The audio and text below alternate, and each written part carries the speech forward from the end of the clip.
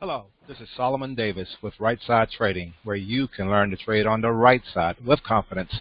Today is September 4th, 2017, and this is my weekly trade review. It's where I look at a NASDAQ trade, trading the 9:30 open. We look at a red candle, we trade down. A green candle, we trade up. It's a very simple strategy. This is all for educational purposes only. Trading is risky. You can and will lose money at trading. Trading and this style of trading definitely is not for everybody, but we do here at Right Side Trading, we do have many other strategies that we would like to share with you and show you. So let's jump right on into it. This is our website. Visit us, sign up, join us. This is the YouTube. This is my YouTube page with Right Side Trading. Right Side Trading also have a different YouTube page. We're going to post this video here, and we're going to also try to post it out at the Right Side Trading page. But let's jump right into the charts. And well, I usually just jump right into the presentation. Let me get it started. Like I said, this is my weekly trade review. The day is September 4th, 2017, and this is for the week of August 28th through September 1st. Visit our webpage at rightsidetrading.com. You can email us at info@rightsidetrading. You can email me directly at solomon@rightsidetrading.com. Okay, like I said, it's a 9:30 opening trade. We're looking at a 5-minute candle. Red, we trade, we sell. Green, we buy. We look to make 5 points or more.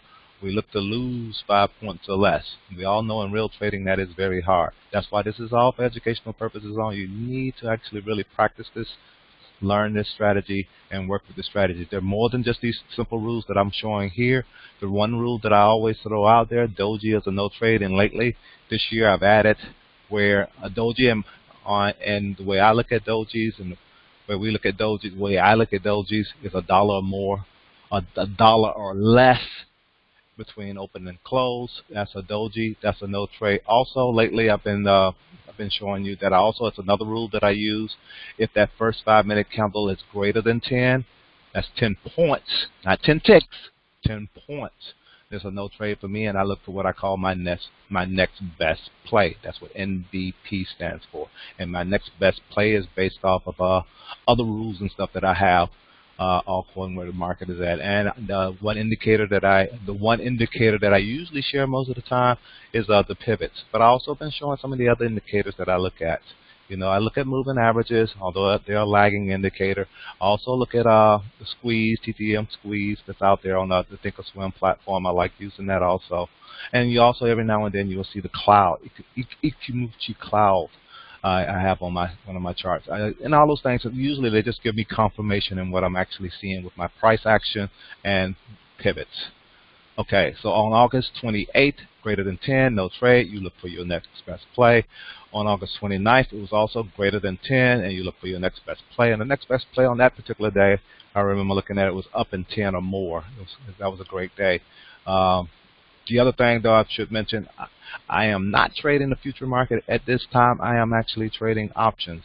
I traded futures all last year. Bonds, $5, $10, $30, whatever. I traded the bonds. I traded the different indexes, NASDAQ, the SPY, the Russell, also the Dow. I traded gold. I don't think I traded any oil or anything like that. But I traded the future market. I just wanted to see what the future market was like, and being able to see how I could get in and out of those, and trying some of my different strategies, and looking at other people's strategies also, and see what worked out for me. You know, I had to fade money in the market. Okay, let me train myself. You know, based on what I've seen and what other people are saying. And my best strategy, of course, was my NASDAQ trade. It's kind of like what we are able to see. I am able to see the NASDAQ and how it trades. So that was my best trade, trading the futures. And then trading the futures, I was only trading one contract and I didn't feel comfortable trading any more than that at that time.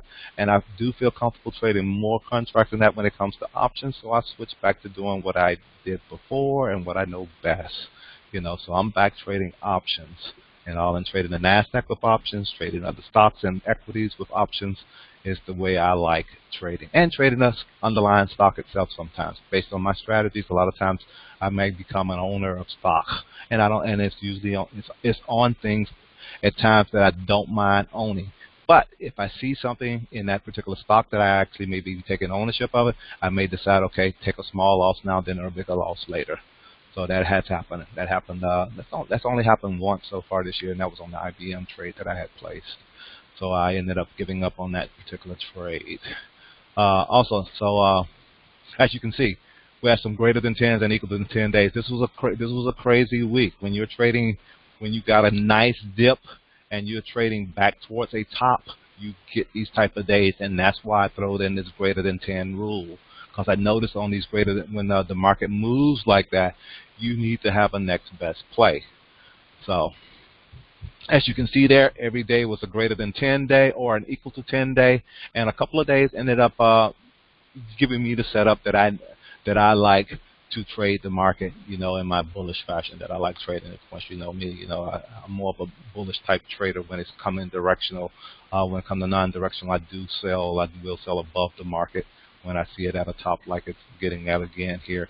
But I do it in probably a different way than, well, I do it probably the same way than people who are making money, put it that way, because it does work out pretty good for me the way I do things. So let's move on to the charts. It's enough of that blah blah blah, and show you what's out there, what I'm looking at, and how this week kind of played out. Okay, this was the 28th. Again, this was one of those greater than 10 days, no trade. Again, that was a big candle down, and we was at a pivot, coming above a pivot, dropped down below the pivot, but greater than 10. You know, low of that candle was 32.5. High of that candle was 42.75, just barely over that greater than 10. So that's why, again, when it's like that, you want to look and see if you can find your next best play, and then how do you trade that? You know, that's the whole thing. But that's how that played out. Just showing you a little bit how that played out. I usually play the market until about 11 o'clock, and see how that would have played out for you. You know, did you take this trade underneath the pivot, you know, bouncing off a pivot and playing it down, but you only had one candle there to trade off of. But that one candle, if you traded it, you know, it's all important how you trade these things. There was 10 points in that one candle. You get these large, that's why I'm saying, when you start getting in these large candles, you're going to have to be able to trade in a 5-minute candle. And are you able to do that? It takes practice to be able to do that. And all. Or you could have went and took this next best play, you know, once it did do this, although you got a lower low here and all, but again, once this thing going back up, you know, use that 28, say 28 here, 28, 29, and then it went all the way back up to 38, 39. That was another 10 points on this trade. You know, once you learn to see this market and how this market is traded and where this market was at in the overall big picture, you know, trading this market after it did this pullback and all, and trading it to the upside wasn't a bad play. Let's move on to the next day, though. Okay, this is the next day. This is the 29th. The 29th again was another greater than 10 no trade. Let's go and look at that candle. That's a really big candle. You know, 88 to 08. That's like a 20-point move on that candle, and it's hard to say, is that market going to keep going up? But again, you got to look. Okay, I'm down. I marked this. I was looking for this double bounce at an S2 level. We didn't quite get there.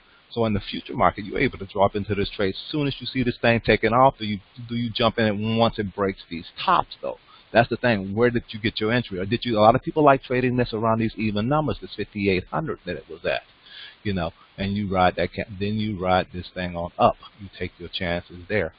And then that market didn't look back. It's all fun again. Where did you get in at? Did you try it at 5,800 and you rode this thing for 35 points, 20 points, 30 points? You know, it's a lot of points in that day to be made.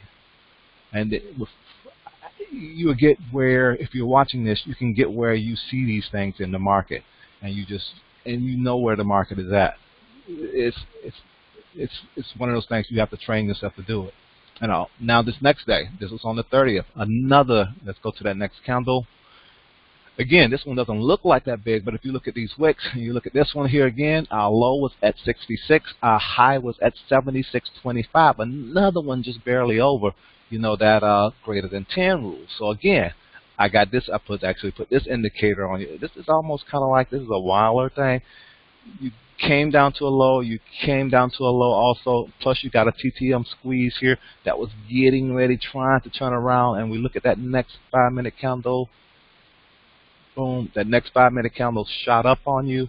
Do you take this trade in the upside, or do you take this trade back on the downside? Because if you didn't get in here around this 70 point when you first saw this thing dipping down here, how did it play out? Let's take a look at it.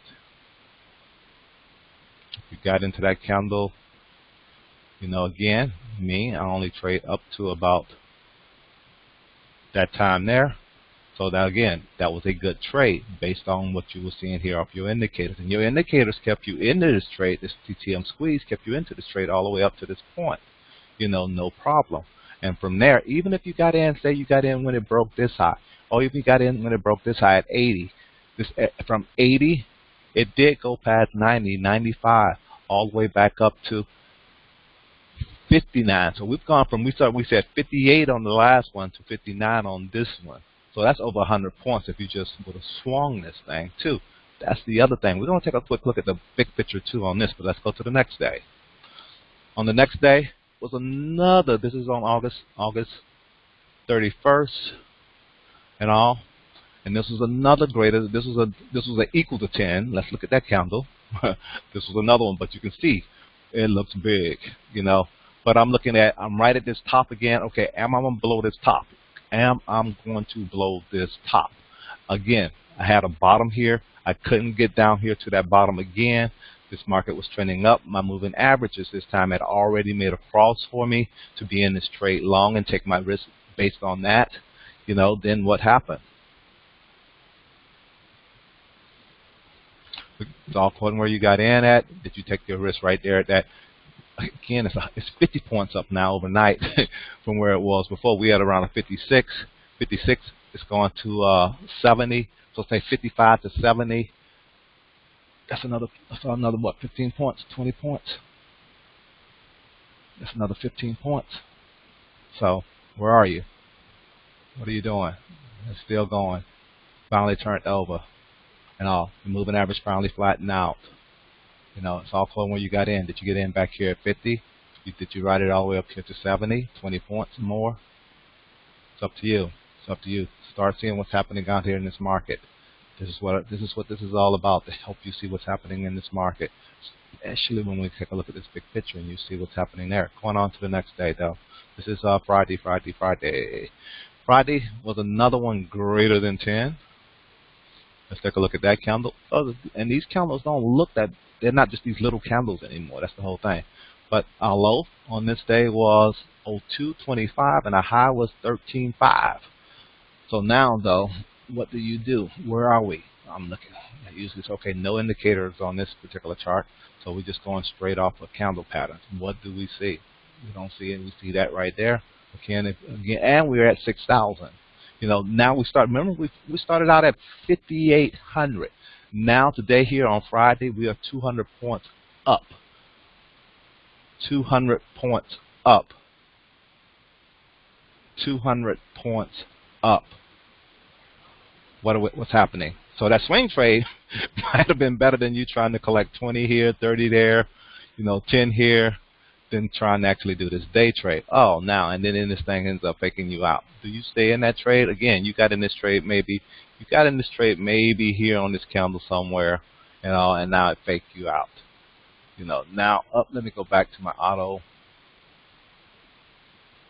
Boom. It faked you out. This thing is going down, down, down, down. And what happened? Again, I trade until 11 o'clock.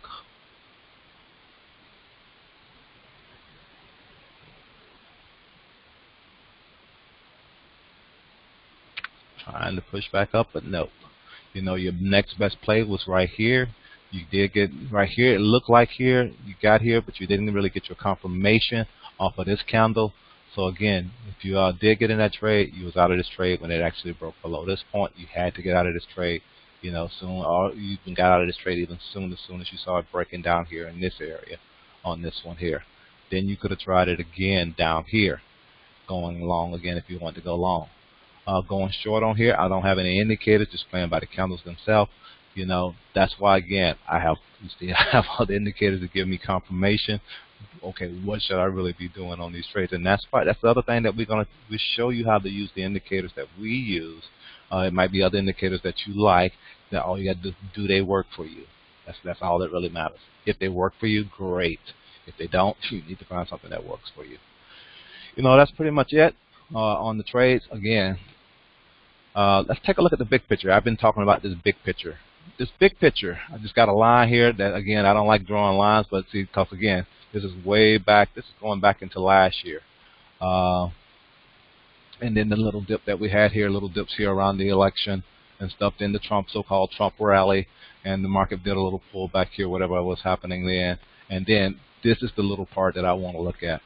This market was going sideways, came down, popped, didn't want to go any lower. This was our Monday, Tuesday, Wednesday, Thursday, Friday.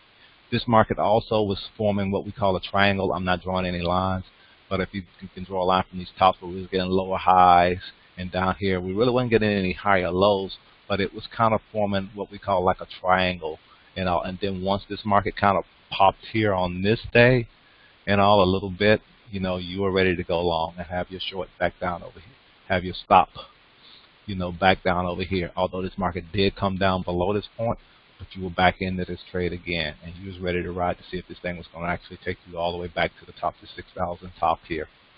Not quite the 6,000 here, but back up here and test this top. And it did come all the way back up here and test this top, and we did get a little bit of a rollover on Friday.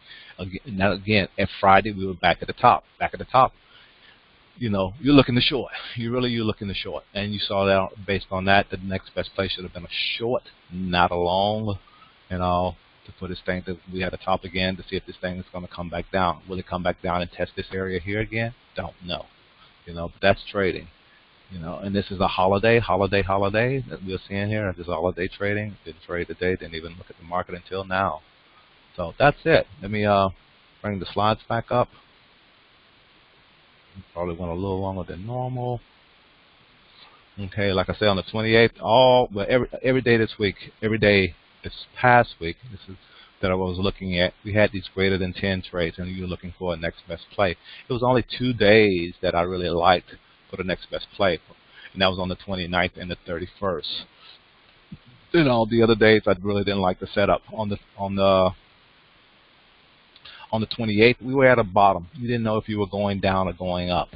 On the 29th, you got kind of almost getting your confirmation and look forward to actually, okay, it's at a place where I think this market can continue going up. On the 30th, again, I was just kind of like, okay, is it going to keep going up? You end up not trading because, again, just based on your decision-making type thing. And plus, one of your rules is telling you a no trade.